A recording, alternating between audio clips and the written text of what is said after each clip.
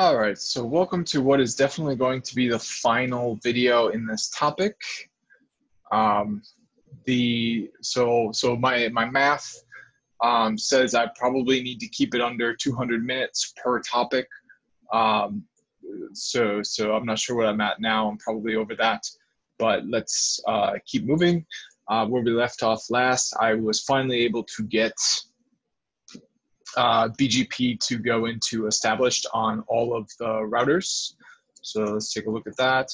It was kind of a journey, but I learned a lot along the way. I learned that BGP requires that multi-hop keyword if you're doing it for a route that is not a direct route, because the time to live value doesn't allow it to extend beyond that by default. I also learned about public and private ISs, and that you cannot, or sorry, not an IS, public and private AS, and that you cannot configure a connection if across public and private ASs. So yep, they're all in established. So let's go and do these commands, and hopefully they will now work. Oops, where is, here it is. So router 3, show route, advertising protocol, BGP 192.168.1.2. Aha, perfect. So we've got it. The next hop is self, as it is here. And then it's got, ours is going to be a bit different because we went with the public instead of the private. 65,000 is in the private AS range for 2-byte BGP ASNs. You know, as I said in the last video, I think they meant they left off a 0 because 650,000 is in the 4-byte private ASN range, as is 600,000. So if they just added an extra 0, number one, they'd be using 4-byte ASNs, and number two, they would both be in the public ASN range. So as it is now, they're using 2-byte ASNs in a 4-byte exercise where they're saying that they're about 4-byte, they're talking about 4 bytes. And not only that, they're trying to hook up a private and a public ASN, which is never going to work. And I actually submitted a downvote for it because that's just not helpful to anyone, I think. So yeah, so let's take a look at the route that's being advertised and the paths. So there we go. There's the AS path. It's going to be a bit different than what was here. Now this is really interesting because we know that this 2, 3, 4, 5, 6 is actually a reserved path for mapping. So unless they call that out specifically, well, let's see if that's listed anywhere. Here we go. So in the first example, an eBGP route 1.2.3.4 is first advertised by router 1. The first AS in the path is that. The second is that. That's configured on router 2. That is sent through that. AS is sent. So yeah. So as you see, AS second, because router 2 used a local AS, you see third. So we should be seeing this AS as kind of a signifier that we're transitioning from 2-byte AS numbers to 4-byte AS numbers. But as it is in the exercise, unfortunately, they set it up so that we're only using 2-byte ASNs. So we're not going to have that transition from 2-byte to 4-byte. So I'm kind of curious what would happen if I change the ASNs to be 9-digit numbers, or sorry, 6-digit numbers instead of being 5-digit numbers. So show configuration, display set, apply no more. So this one is going to be fine. It looks like it's a little bit bigger than the one they're using example, but we've got either way. The one in the example is 4-byte. This is 4-byte, so there's no need to change it.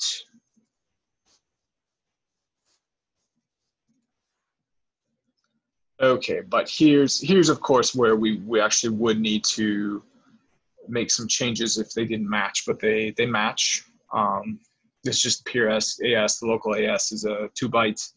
But I think what they meant to do is have these numbers be 6-digit numbers instead of 5-digit numbers. So I'm going to actually do that because I want to see if that special AS 2, 3, 4, 5, 6 is interjected between in the router transition, that it's moving from a 2-byte ASN to a 4-byte.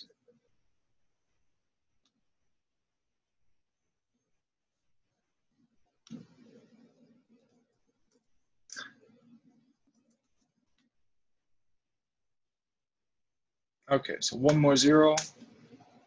Oops, and it's got us change it to a set.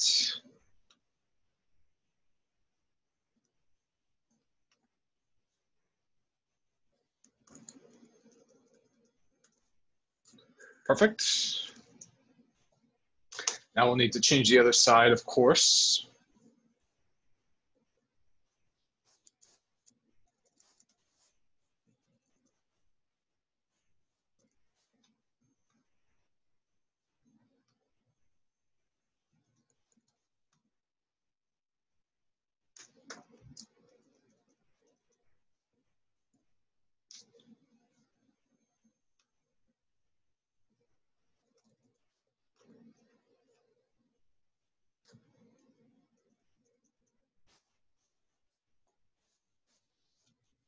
All right, so everything hopefully is up now. I'll do a show BGP summary, make sure. So it's still inactive. Oh, right, I am gonna need to change router 4 as well because it's establishing an ebgp relationship. So the pure AS needs to match what I changed it to on router 3.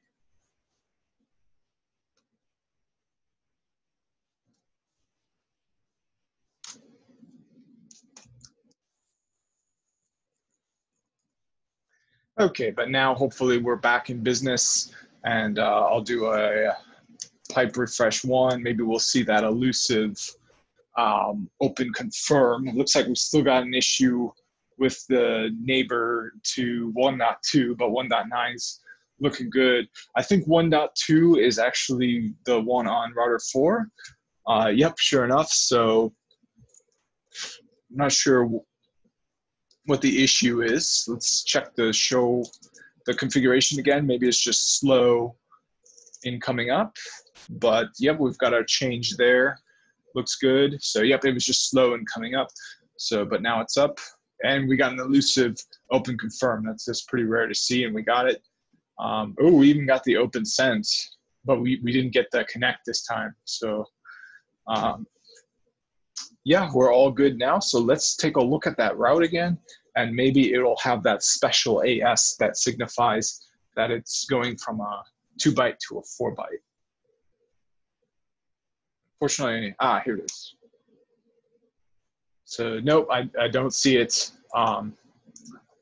Yeah, unfortunately, I don't see this special reserved for AS pool transition ASN. Yeah, so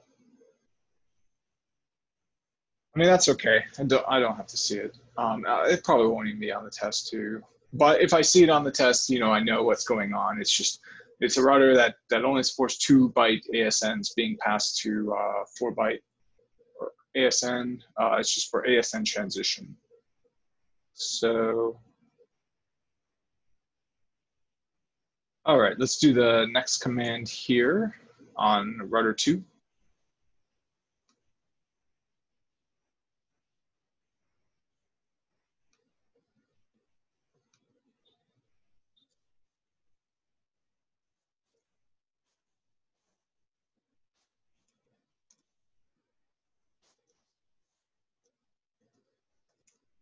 Oh, so we don't have a route here because I didn't inject this route in there. I only inject the other route.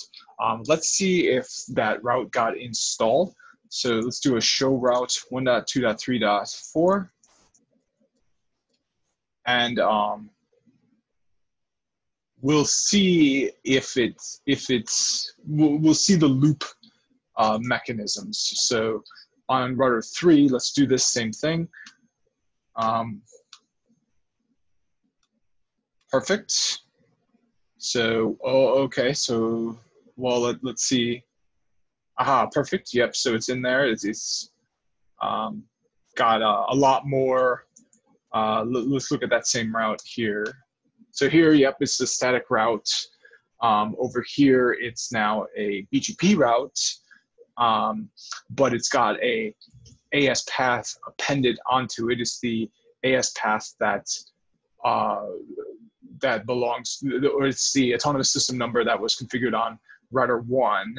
So that it has been appended onto the AS path since it moved between AS paths. It moves from this one to the one configured on router 2. But now if we look at the configuration on router 2,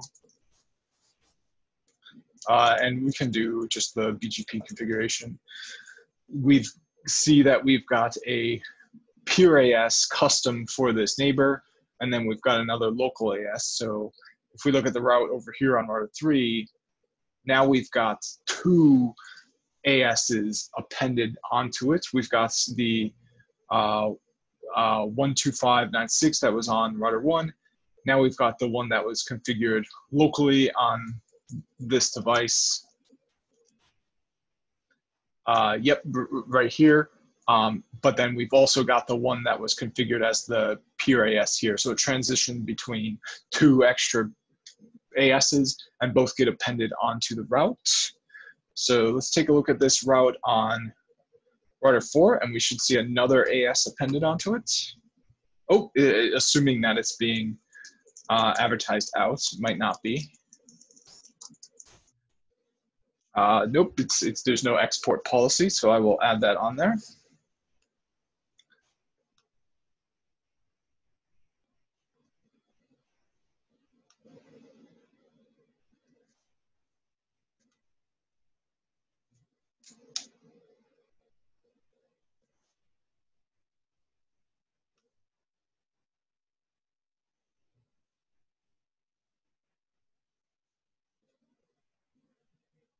So I'll be a bit more careful with it, and I'll apply it to the neighbor level. Perfect. So now to the neighbor level, and it's going to be for the peer router 4. Yep, so 1.2.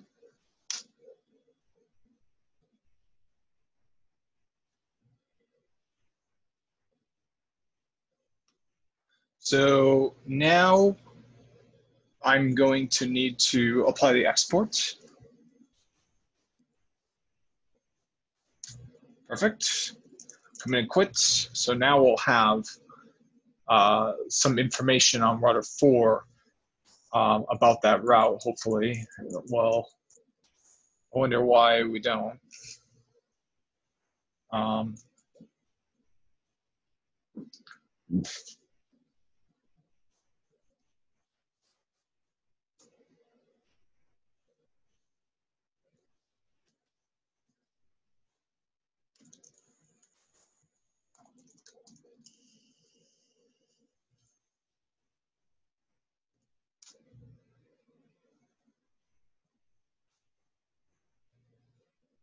Okay, so we are advertising it, but for some reason we're not receiving it. Is it a hidden route maybe? No, it's not.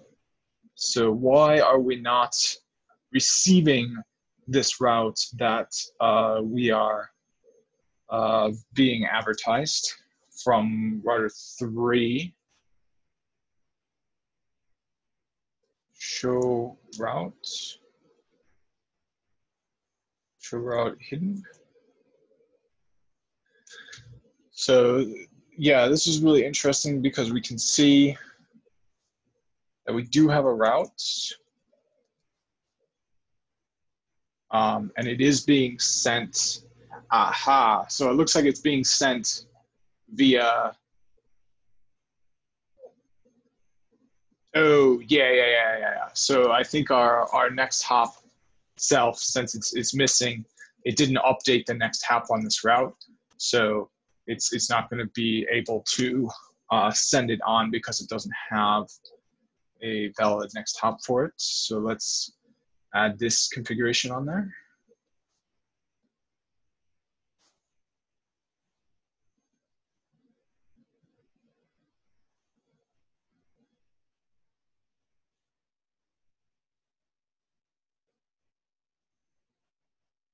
Oh, and it looks like this isn't even called on here.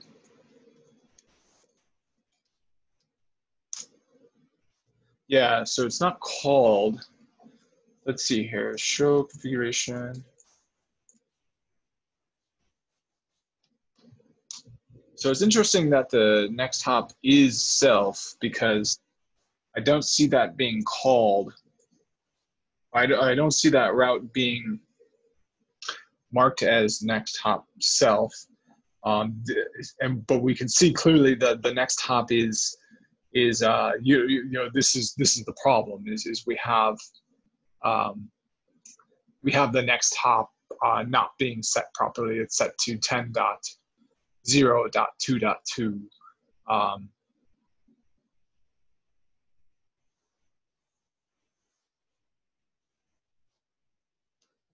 Well, I guess that's fine. Yeah, that actually is the proper way to send the route because we're talking about the static route configured on router 1. So counterclockwise going through, that's where we're going to send the traffic to ping it. So I'll do a trace route so we can see all the hops.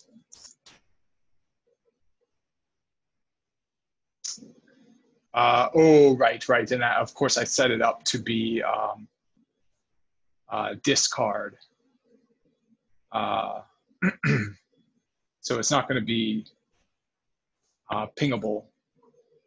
But let's try to let's like put it on a loopback or something, or let's make it so that it is interactive.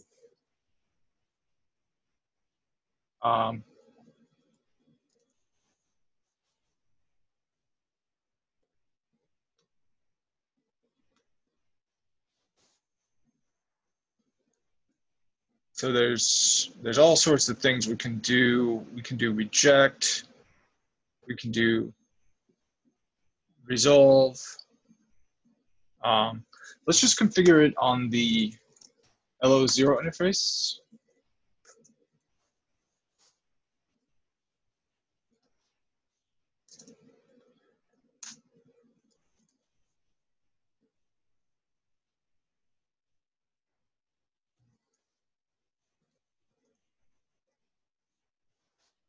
Aha, so now we can ping it. Now that it's on that LO0 interface.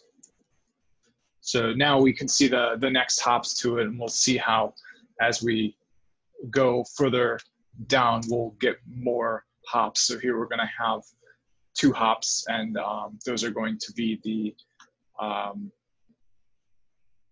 you see how this is going to match the next hop.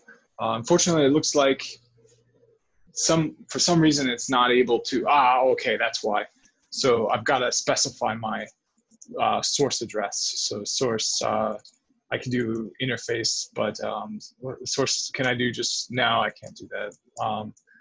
I've got to do the address. So it's going to be 192.168.1.3. So hopefully it'll be able to, but even here, it's going to be a time to live. So here, I don't think there's on router 1. Let's see here, show route. Yeah, there's no route router 1 for here. We only set up static routes that allow it to reach the BGP neighbors, but not neighbors more hops in. So we're unfortunately not going to be able to have interactivity where we ping it and stuff, but we will still be able to witness that route being sent around. We just won't be able to ping to that route because we haven't set up routing to it. We've just set it up the ability to pass it around BGP, but it doesn't mean it's a valid route that can be used for routing. That depends on other factors. All right, so let's see where we're at now. There we go. So let's do a show route. There it is. So now let's do show route advertising protocol BGP to the neighbor R4.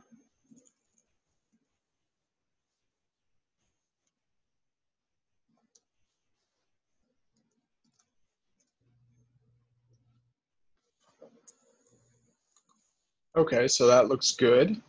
Aha, but why is it not installing it in router 4? We see that it's advertising it, but why is it not installing it? Well, here's the autonomous system. And in the AS path, here's the autonomous system. So it doesn't even show up as a hidden route. It just doesn't even make it past BGP. I wonder if we can see it in some special BGP database.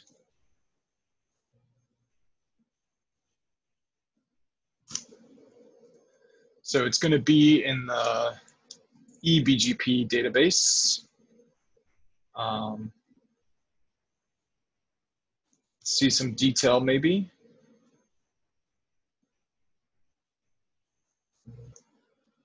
So I don't see it.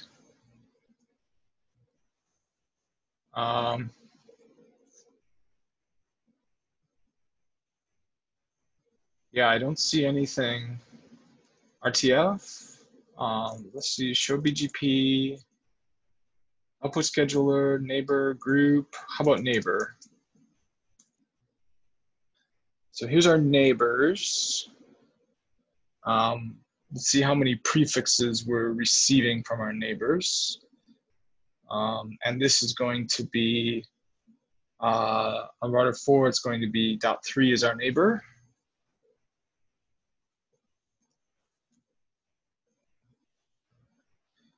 So I wonder if there's like an error. Aha, so here's we're receiving a cease error.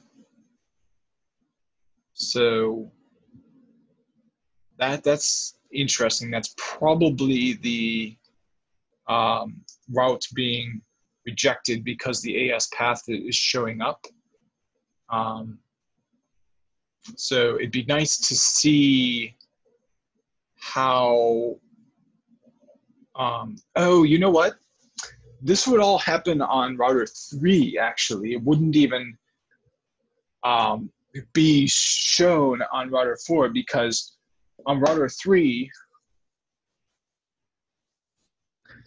you've got this peer AS 1259. So when it goes to advertise it, it's going to send it to a peer AS that shows up in the AS path. So it knows there's going to be a loop.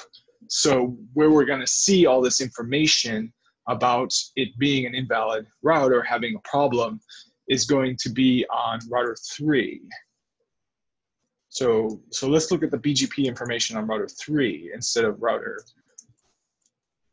4, where that route is going to have the real issue.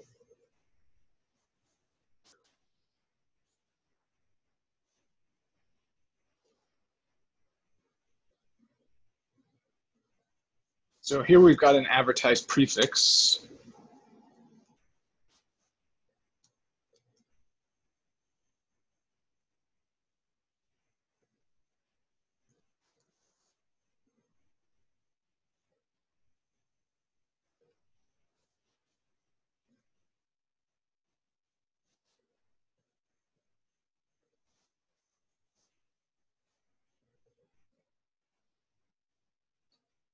Okay, so let's see here.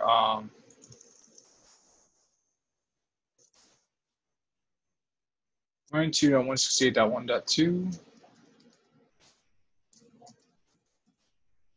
Perfect. So here's everything that's all. Here's the most verbose output we're going to get. Let's see if there's an error on this one, just like there was there. Aha, so we don't have any errors here. So, but the thing is, when it sends out this update to this here, the packet it sends out will tell this that, hey, I've got a loop in this. I know it is, so take it. You know, I'm sorry, I've got to give it to you, but please don't install it, because if you install it, there's going to be a running loop. So you know what I'm going to do? I'm going to say in my AS path attribute that there's a loop here. I'm going to tell you, like, even though there's nothing I can do, I'm sorry, I've got to give this to you, but please know and understand that if you actually use it, it will cause big issues. So don't use it. So let's try to find where that is going to be in the network. So it's definitely going to be the link here, and we're going to see it sourcing from router 3. So let's find that. So we're going to be looking for a BGP update message. That's where it's going to go. It actually might be a notification message. So I'll leave the filter off for now, and we'll just dig through all the traffic. But let's do a clear BGP neighbor on that, and we'll see. Yep, there's the fin.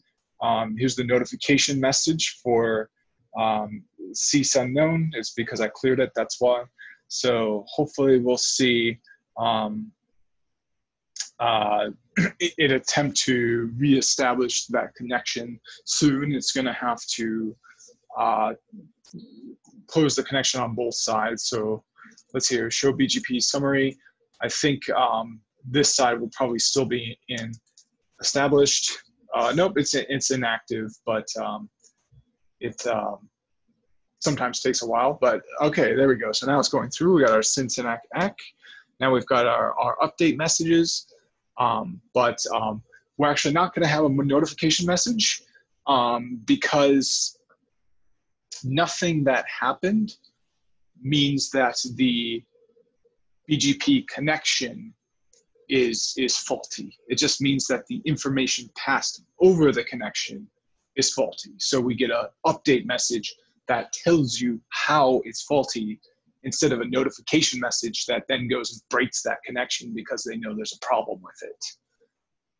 So let's look at those updates. So we got quite a few. So here's that that route. But we know that the AS path attribute has this 12596 in it. But the problem is that it's sending it to 12596. So it's definitely not going to allow that to be installed on the other side. So AS path segments.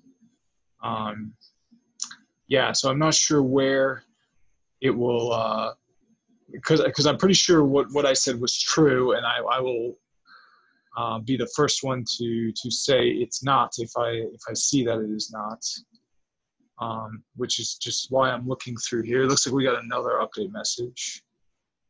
So it's just an empty one. I don't get why we get so many empty ones. That doesn't make sense to me. I'm going to Google that. That might be fruitful. BGP empty update messages.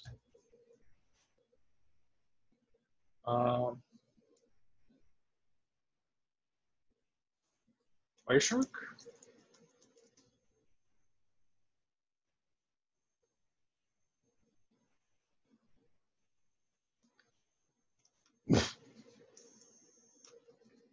Why do I see empty update messages in Wireshark BGP? Oh, is it a bug? No.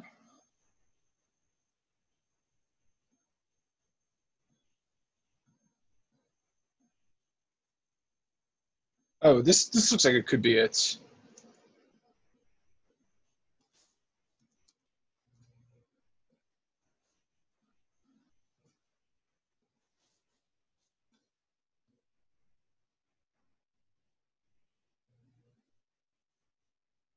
Okay, so if it's 32 bytes, this might be our answer here. And it's not 32 bytes. It is well, maybe the update message itself is so the update message here is 23.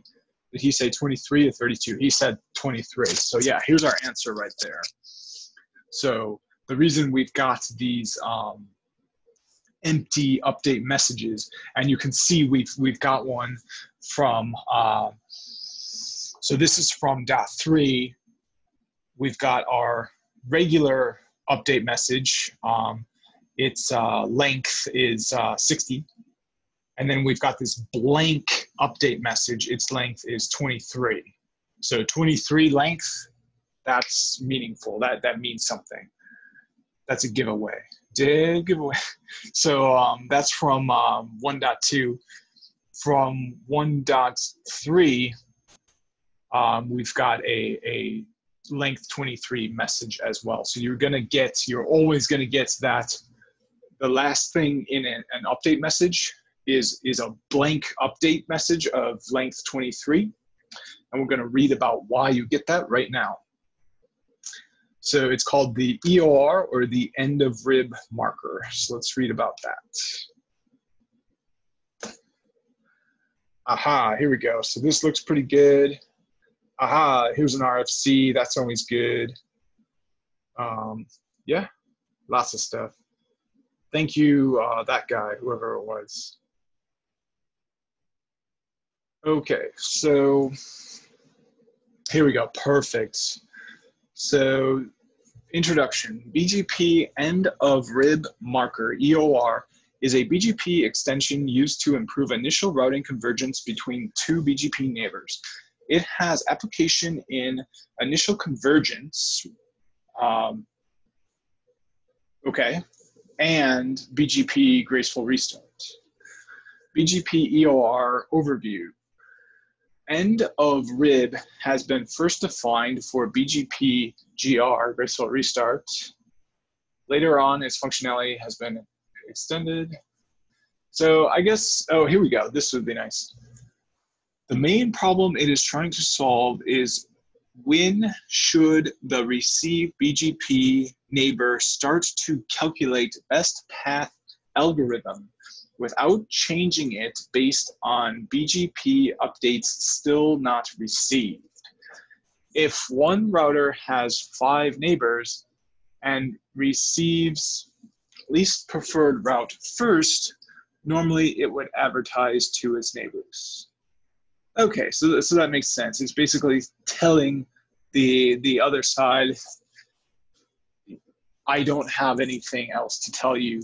If you need to do any calculations based on what I have told you, I'm not going to tell you anything else, so go ahead.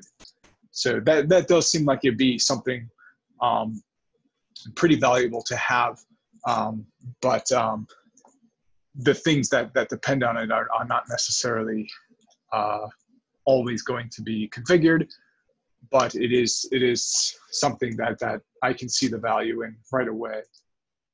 So this had an update message saying, here's my route. It's got its path attributes, and it's got its next hop, which is myself. And now I don't have anything else more to say. Here's a blank update message, length 23. Go ahead and make whatever calculations you need based on this information up here, because there won't be any more information. And then this one says, likewise, I don't have anything else to say. You can, you won't be hearing any more from me. So cool, yeah, and that fits with my theme. I'll bring up my running theme on my channel again. So big running theme here. Curiosity, dive deeper, extra mile. If you see a message and it's like, I guess another one is good questions. But again, you know, I kind of don't really like any of these words. Like they don't really like mean what I mean. So they're kind of placeholder words for now, but a good example of this being implemented is when I said I was expecting to receive a update message, and instead I got 3 update messages. I was only expecting to receive 1, and that's from the router telling the other router, hey, I've got this route, but instead I received 3. So that right there, curiosity, dive deeper, extra mile, good questions. You know, the first question, why did I receive 3? Why didn't I just receive 1? So dive deeper, extra mile, throw it in the Google chat, get curious. That's how you learn. That's how you really understand is when somebody's blinking a red light in your face, ask them why they're blinking the red light in your face instead of just ignoring a red light blinking in your face and moving on with life. And they will tell you, I am a train barreling at you at 100 miles per hour. You better step out of the way.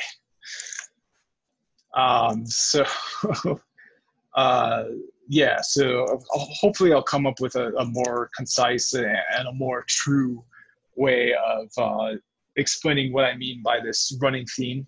But I think it's clear enough, you know, being curious, diving deeper, going the extra mile. And I guess good is kind of not a good word too, because I guess useful questions is better, because, you know, why do I have 3 updates instead of why do I have 1 update?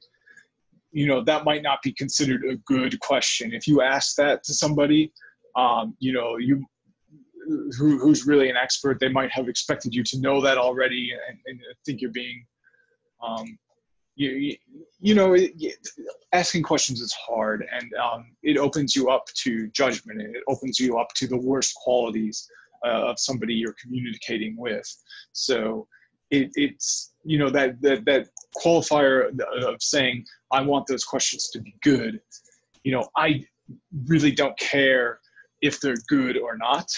I care about whether or not they're useful. Or is that question going to help you learn and going to get rid of the confusion you have and what is preventing you from moving forward? So if it's not a good question, if it's not an intelligent question, but it's useful in helping you figure out what you need to know, I'd rather somebody would ask that question of me than kind of brainstorm whatever question they could come up with that made them look good and kind of was used to convince me that they are intelligent instead of to help me address the reason why they're not catching on to something I'm explaining. I would much prefer a bad question that is more useful in figuring out why they don't understand something or the depth of their knowledge than a good question that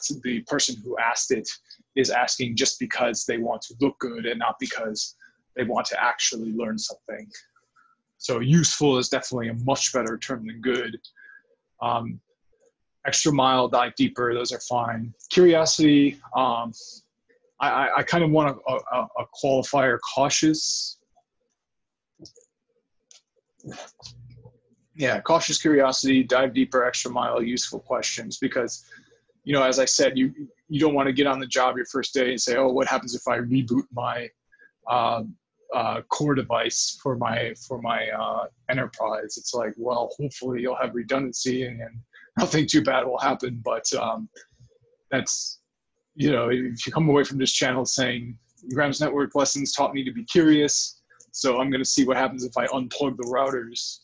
It's like, that's not what I mean at all. Like, I mean, yeah, like be curious, but like cautious curiosity. Like make sure that your curiosity, I guess investigate is a better word than investigate. Yeah. So I think investigate is a much better word than curiosity. It means more what I mean. Yeah, so dive deeper, go the extra mile, useful questions, satisfying answers. So if you don't get a satisfying answer, you're going to need to continue on with your investigation, continue diving deeper, continue going the extra mile, continue asking useful questions until you get back satisfying answers. I think that's much better. And it's kind of a word salad, but sometimes a salad is better than something that is not as good as a salad. All right, so let's see here. Yep, so we figured out what the BGP EOR is. It's going to be length 23. It's just going to be a blank BGP message saying that I'm done sending you BGP messages.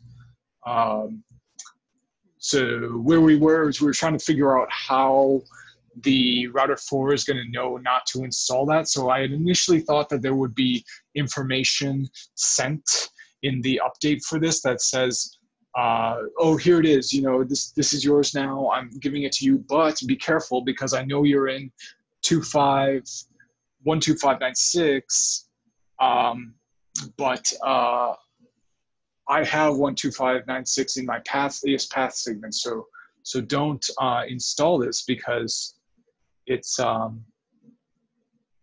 to cause a loop. But I think we can see that that's really not what's going on. It's actually sending that. So I think that decision comes from router 4, unless there's a TCP operation, no operation, maybe that's one. But let's do another Google search for BGP Loop Prevention. Yeah, BGP Loop Prevention mechanism.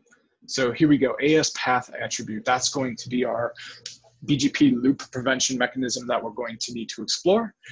So let's see here.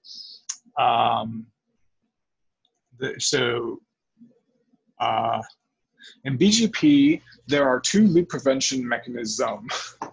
For eBGP, there is AS path attribute, which states that router will drop BGP advertisement when it sees its own AS number in the AS path. Okay, so that makes sense. So what's going to happen is it's going to get to router 4.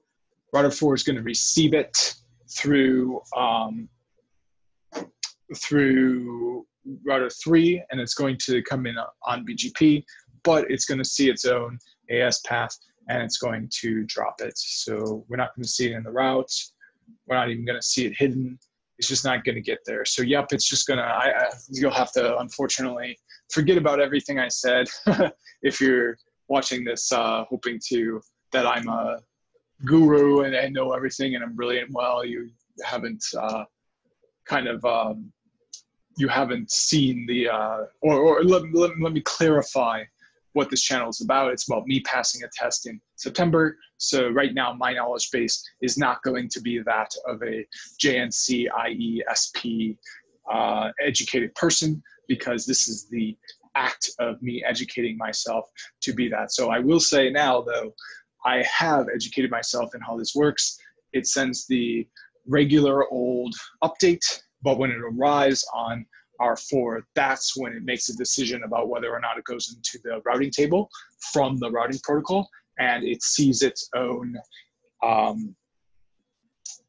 AS in the AS path, so it does not do it. I think a command that might work is show route receive protocol BGP, and then I think the neighbor is .10. I don't know. I'll just do a show BGP summary, and then it's .3. So show route receive protocol BGP. Oops.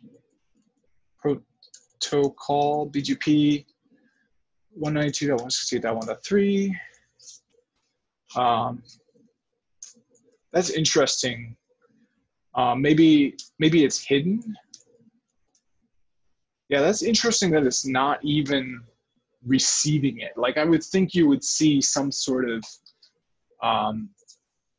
because it's sending it. I mean, we can see that it's sending it from .3, but but router 4 isn't even receiving it at all, not even as a hidden route. So that's interesting that if you have the AS path, and let's do an experiment here. Let's reset the AS path, and this is the only change we're going to make. So it's going to kill our IBGP session between router 4 and router 1, but that's okay. I mean, we want that anyway because we don't want a potential of a loop. So, and then let's change the autonomous system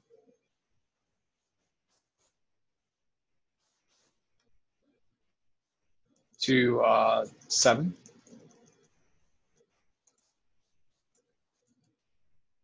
Perfect. And now we'll change it on router 3.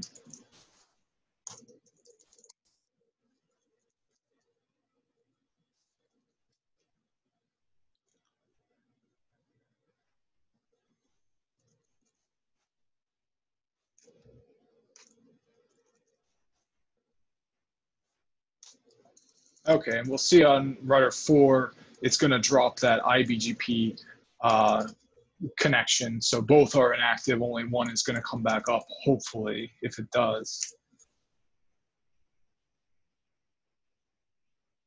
But I don't foresee any issues.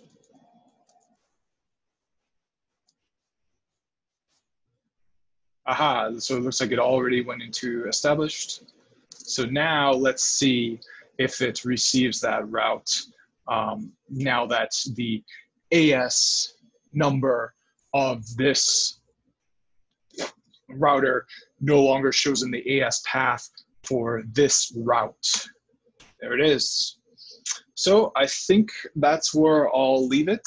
We learned about a lot of things. We learned about the loop prevention mechanism for BGP, where it looks at the router receiving a BGP update message, which we saw up here. And was it still capturing? No, it wasn't. But the router receiving the message will look at the AS path attributes that we can see right here. So it'll look at the AS path attribute, which, as we know, is a well-known mandatory attribute. We have well-known mandatory, well-known discretionary, optional transitive, and optional non-transitive. Well-known mandatory, we can't not include them in our BGP implementation. So any device vendor who has BGP enabled on their device has to have the ability to handle well-known mandatory attributes. And then, of course, these are the origin, AS path, next hop. Well-known discretionary, device vendors don't have to set them up, but I'm sure most of them will, because these are things like for like aggregate routes, I think, is one of them. And then the other one is for, of course, communities, which is a, sorry, not communities. I don't remember. Since this is the last one before moving on, I think I am going to look that up quick, just because I want to be really well. And I'll be, as long as I'm working on BGP, I'll be reviewing this So, I was right about atomic aggregate. Local preference. Yeah, that is what I kind of had on the top of my head. I was trying to pull out. But yeah, the communities, extended communities, and it looks like aggregator. I'm not sure what that is.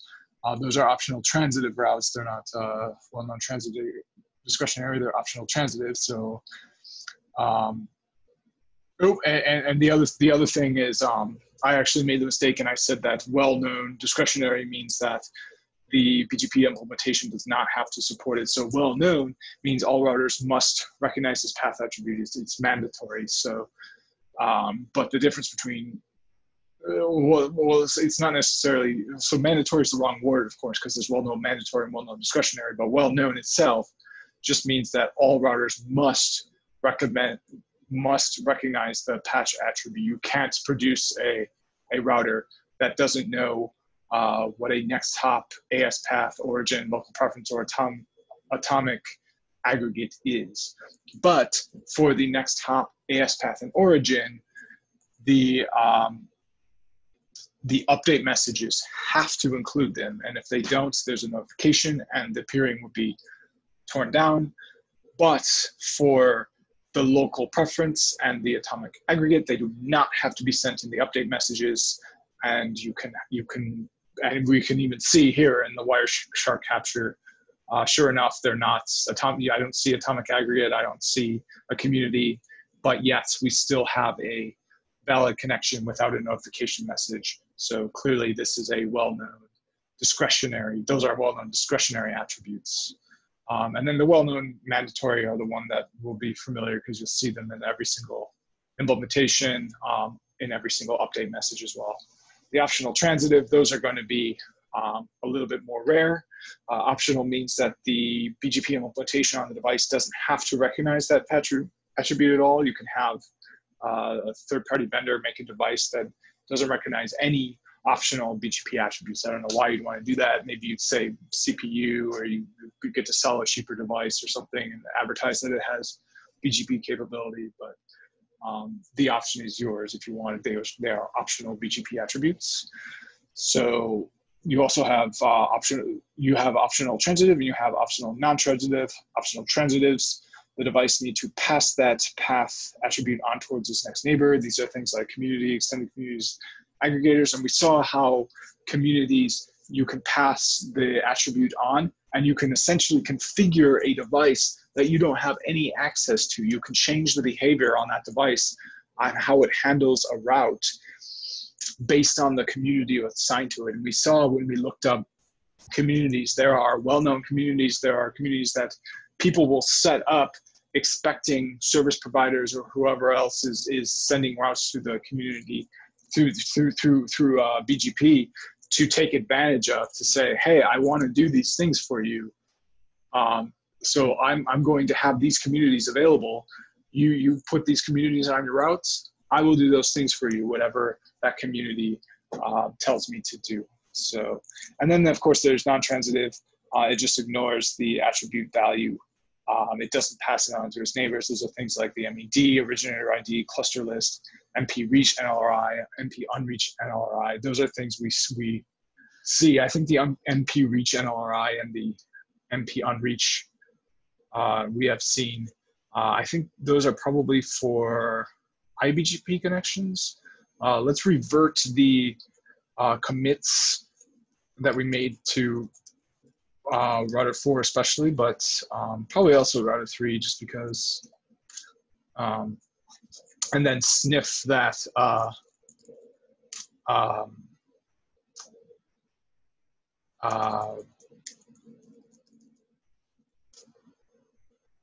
yeah, sniff the iBGP connection. But I'm just kind of thinking like, oh, well, it's not going to have an update message unless I advertise something through it. I mean, I can do that, but this video is kind of running long, and I'm ready to wrap it up and move on to the next topic tomorrow. Yeah, and I don't even think, I kind of had planned to read some more and kind of read through the rest of this. But I think it's kind of, oh.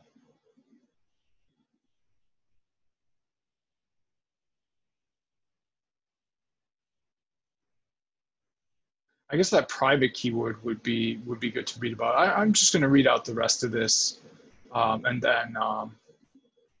then end after I have read these two. So I won't be setting these up in the lab, but I'll just be reading them. So establishing a peer relationship between a 4-byte capable router and a 2-byte capable router using a 2-byte AS number. This section describes what happens when a router that supports 4-byte AS numbers establishes a peer relationship with a router that only supports 2-byte AS numbers if both routers are configured with AS numbers in the 2-byte AS number range. Router 1 is running, okay. Yeah. So to verify that the AS path of route contains that, you show routes, following there, okay. To display the session establishment messages logged on R1, use the show log messages command.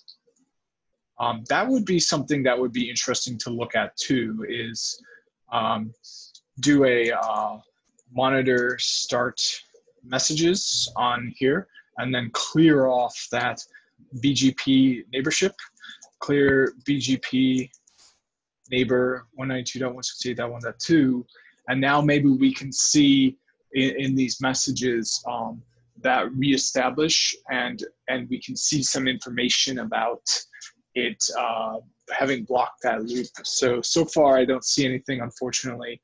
Another thing we could do is trace. Yeah, trace messages. It looks like it hasn't come up yet though. So it usually takes a while. Might need so far it's been down for 30 seconds. I think it needs to be, yeah. So it looks like something happens at the 30-second mark. It has to be down for 30 seconds in order for it to send that, that connect message. So we didn't get any syslog messages, unfortunately. Too bad. But let's set up some trace log messages. I think this is an important skill to have. And this is going to be the ebgp connection on router 4. So this is what we're interested in. So edit protocols BGP group ebgp, and we're going to do set trace log, or sorry, trace options, and then we're going to set up what we want to flag. So we're going to flag, let's see here, let's just flag everything. Why not? And then we're going to set our file, and it's going to be BGP log file. Okay, so we'll commit that, and then we'll do a monitor start BGP log file. And now we'll clear it, and hopefully we'll see more output than we would ever want to see. Yep, so that is the case. Got more output than we would ever want to see. Let's take a look and see if it triggers, if it comes back to life around that 30-second mark again. See if there's something special about that 30-second time frame. I have a feeling there is. I think that's the whole time, although I thought it was 90 seconds. So we got 4 more seconds. 3, 2, 1. So now it should go into connect. Yep, open sent, open confirm. So yeah, there's something really special about that 30-second time frame. We can stop the monitor now. But let's try to see if there's something special about that 30-second time frame. If 30 seconds, so we've got, here we go. Keep alive interval. So that keep alive interval expires after 30 seconds. So that's the default. Maybe there's, let's see what else there is that is 30. Just the keep alive interval. So perfect. Okay, so let's do a monitor stop on this. Okay, and now let's grab all these messages, put them in a notepad file so that they're easier to read. Oh, there's a lot of them. Oh, that was pretty much all of them. Oh, come on. Can I not do that? I can't do that. I'm not sure. Yeah, this like screen scraping is really bad. Oh shoot, and I clicked off from it. So I'll just take what I've got so far, and then I will start here. There we go, and get the rest of it. Yeah, unfortunately my laptop, I've kind of got to hold the trackpad button down really hard. So hard press laptop. All right, so now let's see if we can find anything to do with the AS path containing itself, and see if we find anything about it rejecting that route. So let's start by looking for update, because we know this is going to be in an update message. So this is probably a pretty valuable, we got nothing. How about error? Nothing. So what about 1.2.3.4? We got nothing. Oh, these are regular expressions. Let's search just regular. Okay, we got nothing. So there's absolutely nothing.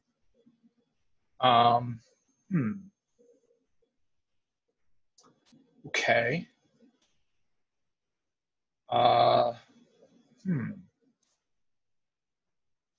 So there's no. Well, we did get update. Was I not? Maybe I was doing case or something. Why did it not match on update? Oh, now it's matching. Okay, well, it wasn't matching before. I don't know what was going on. So, oops, and I wanna, yeah. So, aha, perfect. So in those trace option files, we get a nice clear message. AS loop detected, rejecting updates. So let's see if we can get some more information about that. So here's a BGP receive message. Updates. Yep, looks good. We got the next hop. So next, BGP should merge. Aha, here we go. AS2 and AS4 paths. So yep, we've got a 2-byte, and we've got a 4-byte. We can see no merge of AS paths required, as the peer is 4-byte AS capable. So this is the rub. So where we saw 2, 3, 4, 5, 6 as a AS that was used to merge the 2-byte and 4-byte, that was because the device in the lab was only capable of 2-byte. But since we're only using devices that are capable of 4-byte, no merge of AS paths required, as the peer is also 4-byte capable, just like this device here. So should BGP merge AS2 and AS4 path of 2-byte, 4-byte? Should it add a 2, 3, 4, 5, 6 ASN number to show that they're merged? No, it shouldn't. Okay, so this is going to be the real key here, and it looks like this is a pretty long message. Yeah, it extends way out over there. But we got path length. Do we have the? I guess this is all we get is just this AS loop detected. So it doesn't tell you like which one was the one that was shown twice. It doesn't tell you anything like that. So it just tells you that it rejected the update message. Like the update message didn't even go through. So this receive NLRI, network layer reachability information from this peer, from this external AS for this route cannot be installed. So it's uninstalling it. Route entry is not found because we rejected the update because this AS loop was detected. So, and then we've got our classic length 23, end of rib, it even says there right there. So yeah, so I think every single other, from now on, every video I do so far, I'm gonna be having these logs, because these are very, very valuable. It shows you everything you could possibly need to know. So yeah, this is the end of this topic. We learned about all kinds of things. We learned that multi-hop is required to be enabled for BGP sessions, or eBGP sessions, if you're going to have it for a route that is not directly connected. We learned that you have to, that the only way you're going to see these AS loop things is just through a trace options file. We learned that 2, 3, 4, 5, 6 AS, that signifies that a 2-byte and a 4-byte AS are together, is only for if the router that sent the 2-byte is incapable of receiving 4-byte. We learned a bunch of other stuff. So go back, review the video, and stay tuned for the next topic. Thanks for watching.